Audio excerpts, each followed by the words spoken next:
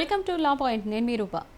ఈరోజు మన లా పాయింట్లో బెయిల్ అనే అంశం గురించి మాట్లాడుకోబోతున్నాం. అసలు బెయిల్ అంటే ఏంటి, బెయిల్లో ఎన్ని రకాలు ఉంటాయి, ఇలా అనేక అంశాల గురించి ఈరోజు మనకి పూర్తి వివరాలు అందించడానికి మనతో ఉన్నారు బి చంద్రశేఖర్ గారు, అడ్వకేట్. సార్ నమస్తే అండి. సార్ అసలు బెయిల్ అంటే ఏంటంటారు? బెయిల్ అనేది జనరల్గా ఏంటంటే కోర్టులో అరెస్ట్ అయినటువంటి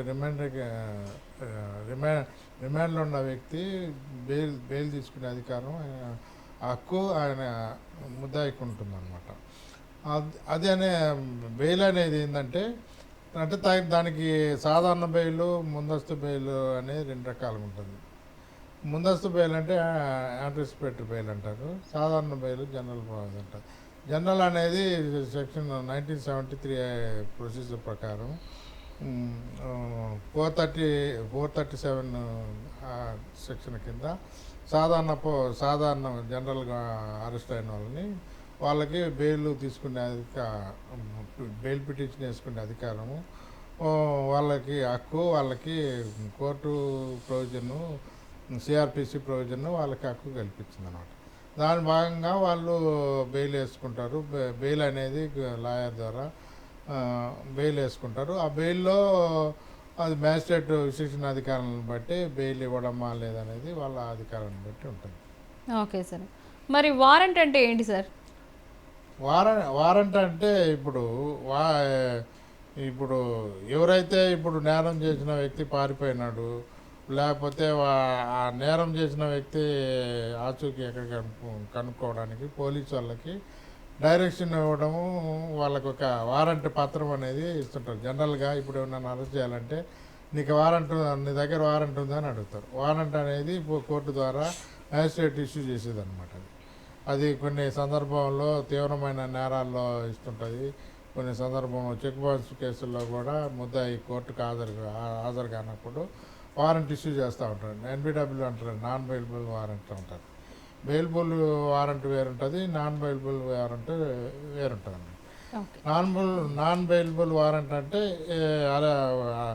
ఎక్కడైతే అక్యూజ్డ్ ఉంటాడో, ముద్దాయి ఉంటాడో ఆయన అరెస్ట్ చేసి కోర్టు ముందు ప్రొడ్యూస్ చేయడం అనేది వారెంట్ రూపంగా ఒక ఆర్డర్ని ఇష్యూ చేయడాన్ని వారెంట్ అంటారు. అది పోలీసు వాళ్ళు తీసుకొని దాన్ని ఎక్కడైతే ఉంటాడో ఆ అక్యూజ్డ్ని తీసుకొచ్చి కోర్టు ముందు ప్రొడ్యూస్ చేస్తారు ఆ వారెంట్ ప్రకారం. Okay sir. అంటే మీరు ఇందాక అన్నారు బెయిలబుల్, నాన్ బెయిలబుల్ అని చెప్పి. బెయిలబుల్ అంటే ఏంటి సార్? నాన్ బెయిలబుల్ అంటే ఏంటి? బెయిలబుల్ అంటే 3 years అఫెన్స్, అంటే చిన్న చిన్న నేరాలు ఉంటాయి. ఇప్పుడు దొంగతనం కేసు అనుకోండి, థెఫ్ట్ కేసు అంటారు, అవి 3 years లోపల అఫెన్స్ ఉంటాయి, నేరాలు ఉంటాయి అన్నమాట. వాళ్ళకి 3 years లోపల పనిష్మెంట్ ఉంటుంది, విత్ ఫైన్ కూడా ఉంటుంది. అట్లాంటప్పుడు అవి బెయిలబుల్ అంటే బెయిల్ ఇవ్వదగినటువంటి నేరాలు. నాన్ బెయిలబుల్ అంటే ఇప్పుడు పెద్ద పెద్ద మర్డర్ కేసులు ఉన్నాయి, రేప్ కేసులు, పోక్సో కేసుల్లో, పెద్ద పెద్ద కేసుల్లో నాన్ బెయిలబుల్ వారెంట్ ఇష్యూ అంటారు. నాన్ బెయిలబుల్ అంటే నేరం తీవ్రతను బట్టి నాన్ బెయిలబుల్ వారెంట్ ఇష్యూ చేయడము నాన్ బెయిలబుల్ కేసుల కింద పరిగణించబడతారు. అంటే 7 years అబోవ్ ఉండే కేసులు, 7 years పైన ఉండే జైలు శిక్ష పడతాయి అనుకున్న అవన్నీ వాటి 10 years, 15 years అవన్నీ కూడా నాన్ బెయిలబుల్ కింద వస్తాయి. సార్ ఇప్పుడు హత్యలు చేస్తూ ఉంటారు, రేపులు చేస్తూ ఉంటారు, ఇవి కూడా నాన్ బెయిలబుల్ కేసెస్ అంటారు? అవి కూడా నాన్ బెయిలబుల్ కేసెస్. ఇప్పుడు నేరం తీవ్రత ఉంది కాబట్టి వాళ్ళని పోలీసు వాళ్ళు వారెంట్ లేకుండా అరెస్ట్ చేయొచ్చు. తీవ్రత ఎక్కువ ఉన్నప్పుడు ఒక్కోసారి వారెంట్ కూడా ఇష్యూ చేయొచ్చు. వాళ్ళకి కోర్టుకు విచక్షణ అధికారాలు ఉన్నాయి, అది దృష్టిలో పెట్టుకొని నాన్ బెయిలబుల్ వారెంట్ కూడా ఇష్యూ చేస్తారు. కొంతమంది ముద్దాయిలు నేరం చేసి తప్పించుకొని వెళ్ళిపోతారు, ఎక్కడెక్కడో ఉంటారు. కొంత నెల తరబడి కోర్టుకు హాజరు గారు దొరకకుండా తిరుగుతూ ఉంటారు, పోలీసు వాళ్ళ కళ్ళ కప్పి తిరుగుతూ ఉంటారు, ఎక్కడెక్కడో అండర్ గ్రౌండ్స్కి వెళ్ళిపోతారు. అలాంటప్పుడు కోర్టు ఈ ప్రొసీడింగ్స్ కేసు ముందుకు సాగాలంటే వాళ్ళని పట్టుకురావాలంటే బెయిల్ వారెంట్ ఉండాలి. ఒక్కోసారి ఇప్పుడు వాళ్ళ మీద కోర్టులో ప్రొడ్యూస్ చేసినాక, కోర్టులో కేసు రిజిస్టర్ అయినాక కోర్టు ద్వారా వారెంట్ తీసుకొని అరెస్ట్ చేస్తుంది పోలీసు వాళ్ళు. ఓకే. ఓకే. అందువల్ల కంపల్సరీగా వారెంట్ అది బెయిలబుల్ నాన్ బెయిలబుల్ కేసుల్లోనే ఎక్కువగా పోలీసు వాళ్ళు ఇన్వాల్వ్మెంట్ ఉంటుంది. అందువల్ల వాళ్ళు పోలీసు వాళ్ళు వారెంట్ తీసుకొని వాళ్ళని ఎక్కడ ఉన్నా కానీ సెర్చ్ చేసి పట్టుకుంటారు. పట్టుకొని అరెస్ట్ చేసే అధికారం ఉంటుంది. ఓకే. సార్ దొంగతనం కేసులో కూడా బెయిల్ వస్తుందంటారా? బెయిల్ వస్తుంది మేడం. బెయిల్ వస్తుంటుంది కానీ కనీసం 10 జ్యుడిషియల్ కస్టడీకి అయితే కంపల్సరీ అరెస్ట్ చేసి పంపిస్తారు లోపలికి. 14 రోజుల లోపల బెయిల్ వేసుకొని లాయర్ దగ్గర బెయిల్ వేసుకొని బెయిల్ తీసుకునే అధికారం హక్కు ఉంటుంది ముద్దాయికి. కాకపోతే ఏంటంటే బెయిల్ వస్తుంది. కాకపోతే బెయిల్ వచ్చినప్పుడు జామీన్ని షూరిటీ బాండ్స్ పెట్టాల్సిన ఆవశ్యకత ఉంది. ఇప్పుడు కోర్టు నమ్మింది అనుకోండి, ఈయన బయటికి పోయినా కానీ ఇప్పుడు కొంతమంది హ్యాబిచువల్ అఫెండర్స్ అంటారు, తరచూ ఇప్పుడు కేసులో వస్తుంటారు. వచ్చి దాంట్లో స్కూటరో లేకపోతే 2 వీలరో ఏదైనా దొంగతనం చేసి జైలుకు పోతారు. జైలు పోయినప్పుడు అది పోలీసు వాళ్ళు ప్రాపర్టీ రికవర్ చేస్తారు. రికవర్ చేసినాక ఇన్వెస్టిగేషన్ అయిపోయినాక ఒక్కోసారి ఇక్కడ వీళ్ళ తరపున లాయరు గట్టిగా ఇది చేసుకుంటే ఇన్వెస్టిగేషన్ అయిపోయింది, బెయిల్ మా ముద్దాయికి బెయిల్ ఇమ్మనే అధికారం ఉంటుంది. బెయిల్ ఇవ్వడానికి కూడా కొన్ని కారణాలు కోర్టు చూస్తుంటది. ఏ కారణాలు అంటారు అవి? కారణాలంటే ఇప్పుడు జైల్లో ఉన్న వ్యక్తి యంగ్స్టర్ అనుకోండి, చిన్న వయసు లేదా పెద్ద వయసు, ఆయన మీద ఆయన కుటుంబం ఆధారపడి ఉంటుంది, భార్య పిల్లలు. ఆయనే ఇంట్లో సంపాదించే వ్యక్తి అనుకోండి, ఆయన లోపల ఉంటే వీళ్ళకి ఫుడ్ గిడ్డు వీళ్ళ అవసరాలు ఎవరు తీస్తారు? తీర్చాల్సినప్పుడు అది కూడా పరిగణలో తీసుకుంటారు. ఆయన యొక్క నెసెసిటీ.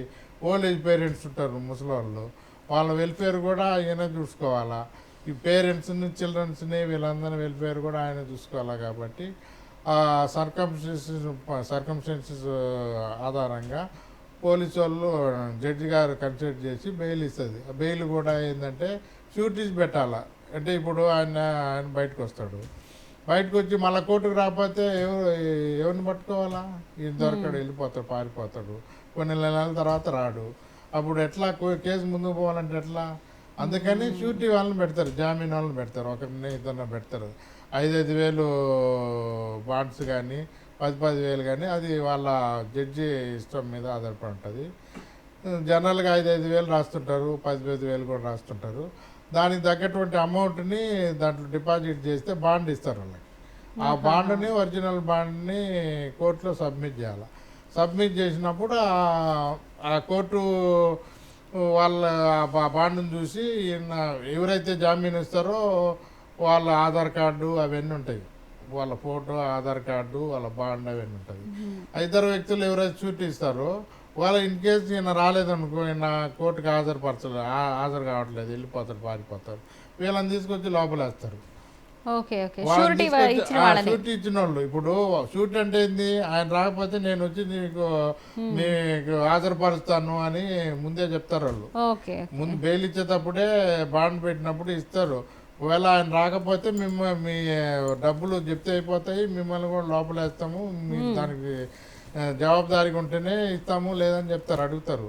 అప్పుడు మేము ఉంటాము, మాకు తెలిసిన ఆయన, మా చుట్టం మీద మా దగ్గర ఆయన, అందువల్ల మేము ఉంటామని చెప్పి షూరిటీ పెట్టడం అనేది అదే అనమాట. ఒకరైనా కావచ్చు, ఇద్దరైనా కావచ్చు. ఆ కేసులో ఈయన ముద్దాయి పారిపోయినప్పుడు వాళ్ళని పట్టుకొచ్చి వాళ్ళని జప్తీ చేస్తారు, వీళ్ళని కూడా ఒక్కోసారి లోపలేస్తారు. ఓకే సార్, కొన్ని సందర్భాల్లో చిన్న పిల్లలు అనేది తప్పులు చేస్తూ ఉంటారు, అది ఏమైనా కావచ్చు, బిలో 18 వాళ్ళు. అలాంటి పక్షంలో వాళ్ళని అరెస్ట్ చేశారనుకోండి, వాళ్ళకి బెయిల్ వస్తుందంటారా? బెయిల్ వస్తుంది, కాకపోతే కౌన్సిలింగ్ కూడా ఇస్తారు వాళ్ళకి. వాళ్ళని జువైనల్ అఫెండర్స్ అంటారు. జువైనల్ కింద వాళ్ళకి హోమ్ ఉంటుంది, వాళ్ళకి సపరేట్ ఉంటుంది. ఆ జువైనల్ హోమ్లో పెట్టి కౌన్సిలింగ్ ఇస్తారు. చిన్నపిల్లలు తెలిసి తెలియక నేరాలు చేస్తూ ఉంటారు కాబట్టి వాళ్ళని మళ్ళా నేరం చేయకుండా ఉండడానికి జైల్లోనే కౌన్సిలింగ్ ఇస్తుంటారు. బెయిల్ ఇస్తారు కూడా. బెయిల్ ఇచ్చి కౌన్సిలింగ్ ఇచ్చి మళ్ళీ ఇంకోసారి ఇటువంటి నేరం చేయకుండా ఉండడానికి వాళ్ళకి కొంత గైడెన్స్, కౌన్సిలింగ్ అని ఇస్తుంటారు. ఇచ్చి చిన్నపిల్లలు వాళ్ళకి తెలిసి తెలియక చేస్తారు. ఒక్కోసారి వాళ్ళు ఏం చేస్తారు, దురాలవాట్లకి అలవాటు పడతారు. ఇంట్లో ఇప్పుడు స్టూడెంట్స్ ఉంటారు, వాళ్ళు ఏం చేస్తారు, స్కూలుకు కాలేజీకి పోతారు. కాలేజీకి పోతే వాళ్ళ దగ్గర తగినటువంటి సఫిషియెంట్ అమౌంట్ ఉండదు. అటువంటప్పుడు నేరాలు చేస్తుంటారు, దొంగతనాలు చేస్తుంటారు, లేకపోతే పిట్ ప్యాకెట్లు కొడుతుంటారు, రకరకాలుగా ఉంటారు. అటువంటప్పుడు వాళ్ళు తెలియజేస్తారు అవసరాల గురించి. అటువంటప్పుడు వాళ్ళు చిన్నపిల్లలుగా పోతారు కాబట్టి అవగాహన కల్పించడానికి కౌన్సిలింగ్ ఇచ్చి కొద్దిగా నేరాలను అదుపులో పెట్టడానికి చిన్నపిల్లలకి చేయడానికి కొద్దిగా కోర్టులు కూడా కొద్దిగా ఆలోచించి చేస్తాడు. సార్ బెయిల్ ఇచ్చినప్పుడు దాన్ని రద్దు చేసే హక్కు కూడా ఉంటుందంటారా? తప్పకుండా ఉంటుంది మేడం. అది ఇప్పుడు బెయిల్ ఇచ్చే అధికారము కోర్టులకు ఉంటుంది, బెయిల్ రద్దు చేసే అధికారం కూడా కోర్టులకు ఉంటుంది. కానీ బెయిల్ ఇచ్చిన వాళ్ళు రద్దు చేయాలని లేదు. దాంట్లో ఒకవేళ ఇది 438 సెక్షన్ ప్రకారము బెయిల్ ఇస్తారు. బెయిల్ ఇప్పుడు ముందస్తు బెయిల్ ఇస్తారు, యాంటిసిపేటరీ బెయిల్. యాంటిసిపేటరీ బెయిల్ ఇచ్చినప్పుడు దాంట్లో మళ్ళా దాన్ని రద్దు చేసే అధికారం కూడా సెషన్స్ కోర్టుకు కానీ, జిల్లాలో సెషన్స్ కోర్టు ఉంటాయి వాడికి కానీ, హైకోర్టుకు కానీ ఉంటాయన్నమాట.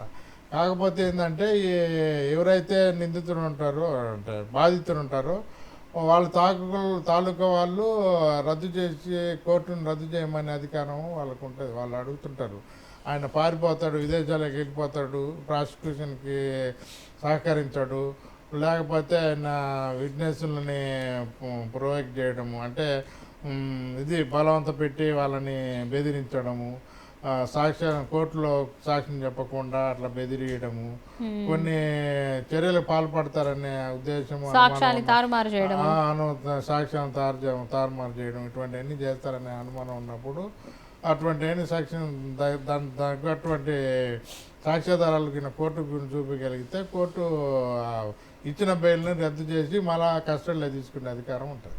ఓకే సార్, మీరు ఇందాక అన్నారు యాంటిసిపేటరీ బెయిల్ అన్నారు. అసలు యాంటిసిపేటరీ బెయిల్ అంటే ఏంటి సార్? అది యాంటిసిపేటరీ బెయిల్ అంటే ముందస్తు బెయిల్ అంటారు. అంటే ఇప్పుడు నేరము జరగలేదు, జరగబోతుంది, ఒక ముందస్తుగా నన్ను అరెస్ట్ చేస్తారు, నిర్బంధిస్తారు, కొడతారు, లేకపోతే ఏదన్నా చిత్రహింసలకు గురి చేస్తారు అనే ఉద్దేశం ఉన్నప్పుడు నేరము కేసు రిజిస్టర్ కాకముందు కూడా బెయిల్ తీసుకోవచ్చు. ఇప్పుడు పోలీసు వాళ్ళు ఏం చేస్తారు, ఒక్కోసారి వాళ్ళ వాళ్ళ దాని మీద వాళ్ళు ప్రశ్నించడము, ఇంటరాగేషన్ చేయడము, దర్యాప్తు చేయడము, ఈ నేరం చేసిన వాళ్ళేదా అది ఇది అని చెప్పి వాళ్ళను బలవంతం ఒప్పించడము చేయడము కొన్ని చేస్తూ ఉంటారు. అటువంటి అన్నిటికీ ఇది కాకుండా ఉండడానికి ముందస్తు బెయిల్ తీసుకుంటారు. బెయిల్ తీసుకున్న తర్వాత మళ్ళీ కేసు రిజిస్టర్ అయినాక వాళ్ళు కోర్టుకు వచ్చి వాళ్ళ వాదనలు వాళ్ళు వినిపించుకుంటారు. కాకపోతే ఏంటంటే జనరల్గా అందరికీ ముందస్తు బెయిల్ వేయడము, యాంటిసిపేటెడ్ బెయిల్ వేయడం అనేది ఉండదు. ఇప్పుడు యంగ్స్టర్స్ ఉంటారు, 25 ఏళ్ళు 30 ఏళ్ళ లోపల ఉంటారు, ఆరోగ్యంగా ఉంటారు, వాళ్ళకి అట్లాంటి వాళ్ళకి ఇవ్వరు. ఎందుకంటే వాళ్ళు అన్నిటికీ సహకరిస్తారు, దర్యాప్తుకు సహకరిస్తారు, ఇంటరాగేషన్కు దేనికైనా కోర్టుకు రాగల కెపాసిటీ ఉంటుంది కాబట్టి ఇస్తారు. జనరల్గా ఏంటంటే ఈ యాంటిసిపేటెడ్ బెయిల్ అనేది మహిళలకి, తర్వాత వృద్ధులకి, ఓల్డ్ ఏజ్ వాళ్ళు ఉంటారు, పేషెంట్స్ ఉంటారు, ఆరోగ్యం బాగాలేని వాళ్ళు, కోర్టుకు రాలేని వాళ్ళు ఉంటారు, బెడ్ రీడన్ వాళ్ళు ఉంటారు, వాళ్ళకి తగిన ఎవిడెన్స్ చూపిస్తే వాళ్ళకి యాంటిసిపేటెడ్ బెయిల్ వచ్చే అవకాశం ఉంటుంది. ముసలి వాళ్ళు ఓల్డ్ ఏజ్ 80 ఇయర్స్ వాళ్ళు అబోవ్ వాళ్ళు ఉంటారు, వాళ్ళు ఏం చేస్తారు, రాలేని పరిస్థితి ఉంటుంది. రాలేని పరిస్థితి ఉన్నప్పుడు వాళ్ళని కూడా పరిగణలో తీసుకుంటారు. లేడీస్ని కూడా కొద్దిగా వాళ్ళకి ఏజ్ని బట్టి, వాళ్ళ సర్కమ్స్టెన్సెస్, వాళ్ళ పరిస్థితిని బట్టి వాళ్ళకి కూడా బెయిల్ ఇస్తుంటారు. ముందస్తు బెయిల్ ఎక్కువగా ఇస్తుంటారు వాళ్ళకి. సార్, ఒక దొంగ ఉన్నాడు సార్, రిపీటెడ్గా దొంగతనాలు చేస్తూ ఉన్నాడు. మీరు ఇందాక దొంగతనాలకు కూడా బెయిల్ ఉంటుంది అన్నారు కాబట్టి చెప్తున్నాను. మామూలుగా బెయిల్ ఇచ్చాడు, తను వచ్చాడు, బట్ మళ్ళీ సేమ్ అదే నేరం, అది కాకపోతే ఇంకొక నేరం, ఆ నేర ప్రవృత్తి అనేది మార్చుకోవట్లేదు. సో అలాంటి పక్షంలో కూడా ఆ వ్యక్తికి మళ్ళీ మళ్ళీ బెయిల్ ఇచ్చే ఛాన్స్ ఉంటుందంటారా? ఇస్తారు మేడం. ఎందుకంటే ఇప్పుడు దాంట్లో అరెస్ట్ అయ్యాడు, బెయిల్ తీసుకున్నాడు, మళ్ళీ ఇంకోసారి దొంగతనం చేస్తాడు. ఇప్పుడు ప్రజెంట్ అంటే ఇప్పుడు ఎల్బినార్లో దొంగతనం చేశాడు, ఒక బైక్ను లేకపోతే ఏదైనా 2 వీలర్ ఏదైనా ప్రాపర్టీని థెఫ్ట్ చేశాడు. పోలీసు వాళ్ళు చిక్కాడు, అరెస్ట్ చేశారు, లోపలేసారు. లోపలేసినాక ఈ షూటీ మీద బయటకు వస్తాడు, ఇద్దరు షూటీలు పెట్టుకొని బయటకు వచ్చినాక మళ్ళా ఇంకొక చాట చేస్తాడు, ఇంకో చాట జీడిమెట్లను ఇంకో చాట చేస్తాడు. ఇప్పుడు వీళ్ళని హ్యాబిచువల్ అఫెండర్స్ అంటారు వీళ్ళని. అంటే తరచూ అదే పనిలో ఉంటారు, ఇంకా వేరే పనిలో ఉండదు. బయటికి వచ్చారంటే మళ్ళీ ఇంకోటి చేస్తూనే ఉంటారు. ఓకే మళ్ళీ అది చేసినంటే మళ్ళీ ఇంకోటి సార్లు చేస్తూనే ఉంటారు. ఒక్కొక్కరికి 10-15 కేసులు కూడా ఉంటాయి. ఓకే కొన్ని సందర్భాల్లో అంటే పోలీసు వాళ్ళని మన ఇదిగా తప్పు పట్టడం కాదు, కానీ కొన్ని కేసుల్లో రకరకాలుగా ఉంటాయి అన్ని. ఇది ఏంటంటే ఇప్పుడు హ్యాబిచువల్ అఫెండర్స్ ఏంటంటే వాళ్ళు ఇదే పనిలో ఉంటారు, ఇంకా వేరే పని ఏం చేయరు. ఇంకా ప్రస్తుతానికి మేము ఏదో పెయింటింగ్ పని చేస్తున్నామో లేదా మెకానిక్ అది ఇది అని చెప్పుకుంటారు, కానీ ఎక్కువగా వాళ్ళకి ఇది సైడ్ బిజినెస్ లాగా చేస్తుంటారు. ఒక దాంట్లో అరెస్ట్ అవుతారు, దాని మీద బెయిల్ మీద వస్తారు, ఇంకోసారి అరెస్ట్ అవుతారు, మళ్ళీ బెయిల్ మీద వస్తారు, మళ్ళా దాని మీద బెయిల్ మీద వచ్చినాక ఇంకోసారి అరెస్ట్ అవుతారు, మళ్ళీ వస్తూనే ఉంటారు. అట్లా ఒక్కొక్కరు 10-15 నేరాలు కూడా చేస్తూ ఉంటారు. ఓకే అట్లా కూడా బెయిల్ వస్తుందంట. బెయిల్ వస్తుంది, కాకపోతే ఇదే సేమ్ ప్రొసీజర్ ఉంటుంది వాళ్ళకి. ఇది కోర్టు వాళ్ళకి బెయిల్ ఇస్తుంది, కానీ ప్రాపర్టీ రికవరీ కాకపోతే కొద్ది రోజులు జైల్లోనే ఉంచుతారు. ప్రాపర్టీ రికవర్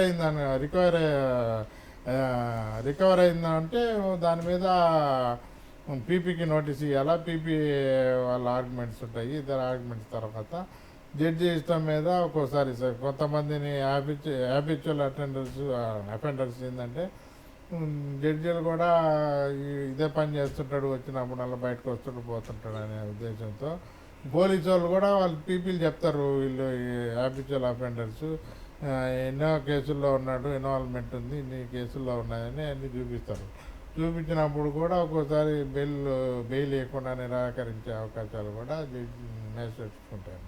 ఓకే కాకపోతే ఎక్కువ 90 days అబోవ్ ఉంటారు కొంతమంది. ఇప్పుడు ఈ హ్యాబిచువల్ అఫెండర్స్ ఇంట్లో వాళ్ళు పట్టించుకోరు. ఇప్పుడు ఒకసాట ఇప్పుడు తల్లిదండ్రులు ఉంటారు, ఒకసారి తప్పు క్షమిస్తారు, ఏదో అప్పసొప్పు తెచ్చి బెయిల్ తెచ్చి 10,000-20,000 కట్టి లాయర్కి ఫీజు కట్టుకొని జమానత్తు పెట్టుకొని పెట్టుకొని ఇడిపిస్తారు. 1-2 సార్లు చేస్తారు. ఎప్పుడు అదే పని చేస్తుంటే వాళ్ళు కూడా వదిలేస్తారు. ఇంట్లో వాళ్ళు వదిలేసినప్పుడు ఏం చేస్తారు, ఇంకా వీళ్ళు 90 రోజులు 90 days లోపలనే ఉంటారు. ఉన్నాక మా కేసు ఇదైపోయింది సార్, మేము కట్టుకోలేని పరిస్థితున్నాము, మాకు ఇది అంటే ఒక్కోసారి పర్సనల్ బాండ్ మీద కూడా వదిలేస్తారు. వ్యక్తిగత పూచీ మీద కూడా ఒక పత్రం ఉంటుంది, ఆ పత్రం నింపించేస్తే దాని మీద రిలీజ్ చేసేస్తుంటారు. ఓకే ఓకే అందువల్ల ఏంటంటే వాళ్ళకు కూడా ఒక్కోసారి పోలీసు వాళ్ళు కౌన్సిలింగ్ ఇస్తూ ఉంటారు. వీళ్ళు అట్లా మంచిగా ఉండండి, ఇటు చేయదు అటు చేయదు అని చెప్తా ఉంటారు. సార్ అసలు రిమైండ్ అంటే ఏంటంటారు? మరి రిమాండ్ అనేది పోలీసు వాళ్ళు ఇంటర్గేషన్ చేసిన తర్వాత ఒక ముద్దాయిని కోర్టు ముందు హాజరుపరుస్తారు. ఇది ఎవరైతే అరెస్ట్ అవుతారో ముద్దాయిని 24 గంటల లోపల మ్యాజిస్ట్రేట్ ముందు ప్రొడ్యూస్ చేస్తారు. ప్రొడ్యూస్ చేసినప్పుడు వాళ్ళు మ్యాజిస్ట్రేటు 14 days రిమాండ్ పంపిస్తారు, అంటే జ్యుడిషియల్ కస్టడీ పంపిస్తారు. 14 రోజులు ఉండాలని పంపించినప్పుడు ఆయన బెయిల్ వేసుకుంటాడు. కాకపోతే దాన్ని ఏదైతే ఈ 14 రోజులు దాంట్లో రిమాండ్లో ఉంటాడో దాన్ని రిమాండ్ అంటారు. దాన్ని అంటే జ్యుడిషియల్ కస్టడీ ఉండేదాన్ని రిమాండ్ అంటారు. ఓకే, అది 14 రోజులు ఉంటుందంటారా? 14 days కోర్టు ఆర్డర్ చేస్తుంది, 14 days జ్యుడిషియల్ రిమాండ్లో ఉంటారు, బయటకు రాకుండా లోపలనే ఉంటారు. అట్లా. ఓకే సార్, మీరు అన్నారు యాంటిసిపేటరీ బెయిల్ అయితే ముందుగానే అంటే నేరం జరుగుతుంది లేకపోతే అరెస్ట్ చేసే ముందే ఇచ్చే బెయిల్ని యాంటిసిపేటరీ బెయిల్ అని అన్నారు. కానీ నార్మల్ బెయిల్ కూడా ఉంటుంది కదా సార్, మరి అరెస్ట్ అయినా ఎప్పటికీ ఆ నార్మల్ బెయిల్ వస్తుందంటారు? ఎంత సేపట్లో, అంటే ఎన్ని గంటల్లోనా లేకపోతే ఎన్ని రోజుల వ్యవధిలో మనం బెయిల్కి అప్లై చేసుకోవచ్చు అంటారు? ఇప్పుడు జనరల్గా ఏంటంటే సాధారణ బెయిల్లో అనుకోండి, దాంట్లో అరెస్ట్ అయిన తర్వాత అరెస్ట్ అయ్యి జ్యుడిషియల్ కస్టడీ పోయినప్పుడు ఆయన ఎప్పుడైనా వేసుకోవచ్చు. అది అరెస్ట్ అయ్యి రిమాండ్ అని చూపించిన తర్వాత జ్యుడిషియల్ కస్టడీ రాసిన వెంటనే బెయిల్ వేసుకోవచ్చు. బెయిల్ అప్పుడే వస్తుందని నమ్మకం లేదు. అయితే ఫస్ట్ బెయిల్కి రావచ్చు, సెకండ్ బెయిల్కి రావచ్చు, థర్డ్ బెయిల్ కూడా రావచ్చు. అది నేర తీవ్రతను బట్టి ఉంటుంది. ఓకే, అంటే ఇప్పుడు ఎన్ని సపోజ్ రోజులకి సార్? అరెస్ట్ చేశారు, ఇప్పుడు ఒక మర్డర్ చేసిన అరెస్ట్ చేశారు, ఓకే. వెంటనే వేస్తున్నా వెంటనే బెయిల్ ఇయ్యరు నీకు. ఆహాహా. ఒక 20 days పట్టొచ్చు, 1 month పట్టొచ్చు, 2 months కూడా పట్టొచ్చు. ఓకే. అంతేగాని అరెస్ట్ వెంటనే బెయిల్ రాదు. బెయిల్ ఇవ్వాలనే లేదు. ఆహాహా. ఓకే. అట్లా చేస్తుంటే ఎక్కువ నేర సంఖ్య ఎక్కువ పెరుగుతుంది, నేరాల ఇది ఎక్కువ పెరుగుతుంది అని చెప్పి కోర్టులో కూడా కొద్దిగా ఆలోచించి అంత తొందరగా బెయిల్ ఇవ్వడం. అంటే తీవ్రమైన నేరాలు ఇప్పుడు సపోజ్ 420 కేసులో దగ్గర దగ్గర 7 to 10 years ఇంప్రిసాన్మెంట్ అంటే జైలు శిక్ష పడే అవకాశం ఉంటుంది. అట్లా టోటల్లో నీకు వెంటనే బెయిల్ ఇస్తే భయం ఏముంటుంది? భయం ఉండదు కదా. అవును. నేరస్తుడు భయం ఉండదు. భయం లేనప్పుడు కొంతకాలం లోపల ఉంటే వాడికి భయం ఉంటుంది. నేను ఈ తప్పు చేసినా కదా, నన్ను ఇంత రోజులు లోపల పెట్టారు. ఇప్పుడు ఇంట్లో ఉండడం వేరు, జైల్లో ఉండడం వేరు. జైలు శిక్ష అనేది చాలా వాళ్ళ చేతుల్లో ఉండదు. అది ఏది నేరస్తుడి చేతుల్లో ఉండదు. ఎవరైతే జైలు అధికారులు జైలు సిస్టమ్ ప్రకారం ఉండాలి, వాళ్ళు చెప్పినట్టు వినాల. అంతేగాని అందువల్ల కొంతమంది మారుతారు, కొంతమంది దాంట్లోనే ఉంటారు. కానీ ఎందుకైనా వాళ్ళు కొద్దిగా మార్పు రావాలంటే కొద్ది రోజులు ఉంటేనే వాళ్ళ భయం ఉంటుందని ఇమ్మీడియట్గా బెయిల్ ఏర్కొనిట్లో. ఇప్పుడు 420లో కానీ 306 సెక్షన్లో కానీ 376, 379 ఇటువంటి కొన్ని ఉన్నాయి సెక్షన్లు. ఆ సెక్షన్ల ప్రకారము తీవ్రత ఎక్కువ ఉంటుంది కాబట్టి వాళ్ళకి ఇమ్మీడియట్గా ఇప్పుడు పోక్సో కేసుల్లో చిన్నపిల్లలు రేప్ చేస్తుంటారు, వాళ్ళని హరాస్మెంట్ చేస్తుంటారు. అటువంటి కేసుల్లో నీకు ఇమ్మీడియట్గా నీకు 4 రోజులు అయితే కానీ బెయిల్ రాదు, ఒకసారి 2-3 నెలలు కూడా పడుతుంది. ఎందుకంటే ఇప్పుడు వాటిల్లో నీకు షూటీలు పెట్టాలన్నా ఎక్కువ 25,000 30,000 కట్టుకోవాలి ఒక దాంట్లో. 2 షూటీలు అంటే 50-60 కట్టాలా. లేనోడు ఏం కడతాడు? ఇప్పుడు పేదోడు ఉంటాడు, గరీబోడు ఉంటాడు, కట్టలేని పరిస్థితుల్లో అట్టనే ఉండిపోతాడు. 90 రోజులైనా 4 నెలలు 5 నెలలు కూడా ఉండిపోతారు అట్టనే. అట్లా ఉంటుంది అన్నమాట. అందువల్ల ఏంటంటే ఇప్పుడు వేసిన వెంటనే నీకు బెయిల్ రావాలని ఏం లేదు నీకాడ. సార్, ఒకవేళ మిలిటరీ వ్యక్తి కూడా, అంటే మిలిటరీ వ్యక్తులు మామూలుగా సాధారణంగా తప్పులు చేయరు, ఒకవేళ చేస్తే ఆయన అరెస్ట్ చేస్తే ఆయనకి బెయిల్ వస్తుందంటారు? బెయిల్ అనేది ప్రతి ఒక్క పౌరుడికి, ప్రతి ఒక్క ఆఫీసర్ అనేది కాదు, ఎవరికైనా వాళ్ళకి ప్రాథమిక హక్కు అది ఉంటుంది. బెయిల్ తీసుకున్న బెయిల్ ఇవ్వమని కోరే హక్కు వాళ్ళకి ప్రతి ఒక్కరికి ఉంటుంది. ఇప్పుడు వాళ్ళు కూడా మామూలుగా ఆఫీసర్లు అయినా మామూలు సాధారణ వ్యక్తి అయినా వాళ్ళు బెయిల్ ఇవ్వమనే హక్కు అడిగే రాజ్యాంగం హక్కు కల్పించింది వాళ్ళు. కాబట్టి బెయిల్ అడుగుతారు. ఇవ్వకూడదు అనేది అది కోర్టు డిస్క్రిప్షన్ పవర్ని బట్టి, వాళ్ళ విశేషణ అధికారాలను బట్టి ఉంటుంది అంతే. కానీ ఎవరినైనా అరెస్ట్ చేయొచ్చు. ఇప్పుడు ఏసీబీ కేసుల్లో, సిబిఐ కేసుల్లో అరెస్ట్ చేస్తారు.